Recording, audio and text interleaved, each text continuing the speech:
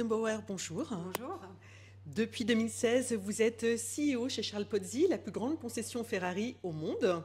Vous avez un profil totalement atypique puisque vous ne venez pas du milieu professionnel de l'automobile. Oui, pas vraiment du milieu automobile puisque je suis médecin et que après médecine, donc j'ai fait une école de commerce et j'ai consacré l'essentiel de ma carrière professionnelle à la gestion de cliniques et d'hôpitaux. Alors vous avez occupé des postes de direction, notamment à la Pitié-Salpêtrière et à Necker, ainsi que dans des cliniques privées. Oui. Est-ce que votre formation de médecin et votre expérience managériale dans le secteur médical sont un atout à la tête de Charles Pozzi ? J'explique souvent qu'il y a beaucoup de similitudes entre une clinique ou un hôpital, notamment dans les blocs opératoires, et l'atelier d'une concession automobile comme Ferrari. C'est un gros atelier qui se trouve d'ailleurs derrière nous, avec 23 ponts, et qui traite des voitures très précieuses, parce que les Ferrari sont un peu comme des bijoux, des œuvres d'art. Donc dans la santé, les patients sont précieux également, et donc j'ai transposé des méthodes clairement de la gestion de cliniques ou d'hôpitaux dans cette concession automobile. Oui, il m'arrive d'ailleurs de leur faire encore des ordonnances. Donc on est aussi attentif à notre personnel et au bien-être de notre personnel.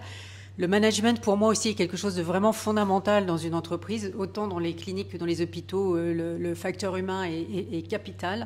Donc, j'ai naturellement amené ça ici avec moi. Un personnel en bonne santé, c'est aussi une entreprise en bonne santé ? Oui, bien sûr. Il faut que les gens soient bien moralement, physiquement. Et je pense que, franchement, c'est le cas ici. Alors Armelle, l'inclusion est un de vos chevaux de bataille. Vous venez de mettre en place un programme totalement disruptif à destination des seniors. C'est un sujet qui me tient vraiment à cœur. Je travaille sur l'estime de soi des seniors. Et pour moi, l'estime de soi passe par la possibilité pour un senior, quand il atteint la tranche d'âge 75-85 ans, c'est cette tranche-là que j'ai ciblée. Ah oui, c'est vraiment senior. Oui, c'est vraiment senior. Justement, je ne veux pas faire plus bas pour l'instant. Donc, c'est la possibilité pour un senior de rentrer dans une entreprise privée encore, s'il en a envie, bien évidemment. Aujourd'hui, c'est très compliqué. Vous ne pouvez pas aller comme ça chercher un job à 75 ou 80 ans. Ça paraîtrait même ridicule. Et on a un gros projet qui a réfléchi là-dessus toute l'année 2023. Et là, je teste depuis 2 mois, c'est le 2e mois, un senior de 80 ans, donc qui s'appelle Charles. Et je vous assure que j'en ai pas fait exprès. C'est incroyable, chez Charles Pozzi. Et donc, nous commençons à l'intégrer petit à petit dans la société. Il était dans les process qualité autrefois, donc c'est plutôt facile. Et je suis en train de regarder ses réactions et de m'adapter, en fait, pour l'intégrer au mieux, puisque j'ai le projet de dupliquer dans plusieurs mois à la lumière de cette expérimentation, cette initiative. Alors, quand je suis arrivée des hôpitaux, j'ai quand même amené quelques collaboratrices ici pour me sentir moins seule. Il y a des femmes essentiellement quand même dans les postes administratifs, marketing. Nous n'avons pas de mécaniciennes femmes, mais parce qu'ils s'en présentent très peu, voire pas. Les commerciaux, c'est assez masculin, mais là, on envisage de prendre une femme, justement, prochainement. Donc, on est vigilant, et moi, la première, je suis vigilante à bien évidemment, intégrer des femmes dans cette société.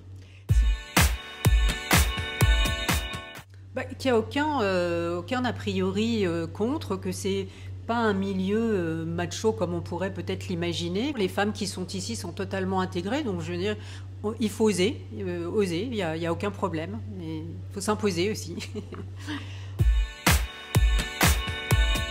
Je pense que c'est important de militer pour ces questions-là, parce que si je regarde, moi, au sein de chez Ferrari et dans les concessions automobiles, bon, il y a peu de femmes qui dirigent. Donc je pense que c'est un sujet qu'il faut continuer à travailler. L'inclusion des femmes, ça va de mieux en mieux. Moi, je viens d'un univers où ma mère, qui a près de 90 ans, était une femme qui travaillait dans l'industrie pétrolière il y a très longtemps. Elle était la seule femme. On en parle souvent, ça n'est plus le cas au jour d'aujourd'hui.